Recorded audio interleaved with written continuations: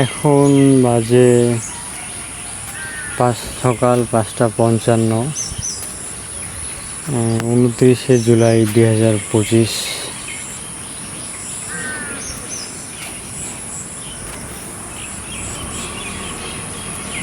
ইদানিংকালে ফেসবুকে একটু বেশি পোস্ট করতেছিলাম বা করি, just to express myself. Actually মানুষের সাথে কম মেশা হয়, এই কারণে এক্সপ্রেশনের হয়তো একটা ওয়ে থাকে, না হলে ভিতরে সব কিছু জমে থাকে, কাইন্ড অফ লাইক দ্যাট।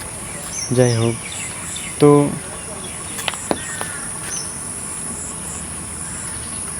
ইদানিং সিদ্ধান্ত নিলাম যে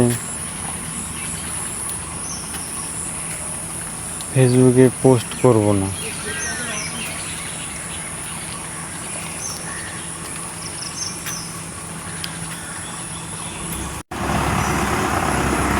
কারণ হু কেয়ারস, তাই না?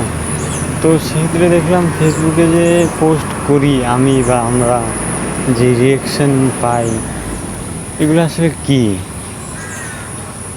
আমি যে অনুভূতি, আমার যেই থিঙ্কিং, সেই থিঙ্কিংয়ের সাথে মানুষ একমত পোষণ করতেছে বা আমার থিঙ্কিংয়ের সাথে ইন্টারাকশন করতেছে। আমার থিঙ্কিংয়ে আমি একটা ভ্যালিডেশন দিচ্ছি যে না, সঠিক থিঙ্কিং বা ভ্যালিড থিঙ্কিং বা মানে সামথিং ভ্যালিড, একটা সেলফ কনসোলেশন বা সান্ত্বনা দেওয়া হয়। তো এখন যে ভাবলাম যে পোস্ট করব না, যেটা আরেকটা বিষয়, সেটা আলাদা বিষয়, সেটা বাদ দিলাম।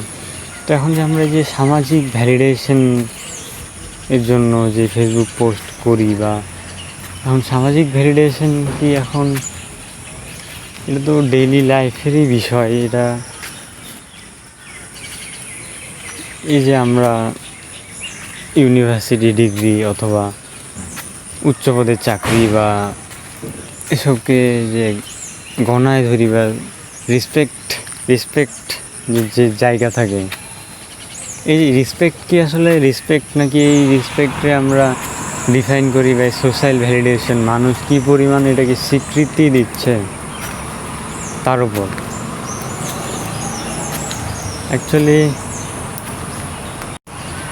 অ্যাকচুয়ালি যদি একটু লক্ষ্য করে দেখেন, যে আমরা আমাদের পুরো জীবনের বেশিরভাগ সময়ই, অধিকাংশ মানুষ দৌড়ায়, অ্যাকচুয়ালি বিভিন্ন কিছুর নাম দিয়ে দৌড়ায় অ্যাকচুয়ালি সামাজিক ভ্যালিডেশনের পিছনে, যে এইটা হওয়া লাগবে, এই হওয়া লাগবে।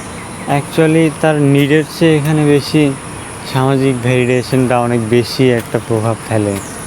তো এই সামাজিক ভ্যালিডেশন কি চয়েস, বাই চয়েস কি সামাজিক ভ্যালিডেশনকে এড়ানো সম্ভব? আপনার কি মনে হয়? আমার তো মনে হয় যে অ্যাজ এ সোশ্যাল বিইং কিছু কিছু ক্ষেত্রে আমাদের হাতে অপশন থাকে না বা চয়েস থাকে না, to not to be social.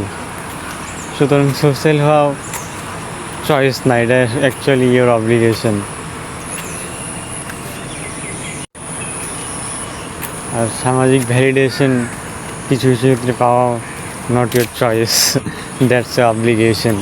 That's my point of view. আপনার কি মনে হয়?